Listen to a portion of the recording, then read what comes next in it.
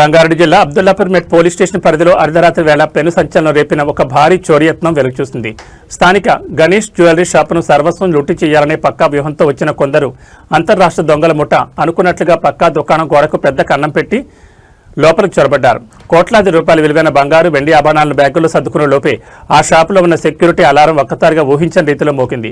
దీంతో ఒక క్షణం ఏం చేయాలో పాలుపోని దొంగలు పట్టుబడతామనే భయంతో అక్కడికక్కడే సామాన్లు వదిలేసి లబోదీపమంటూ పరుగులంకించుకున్నారు.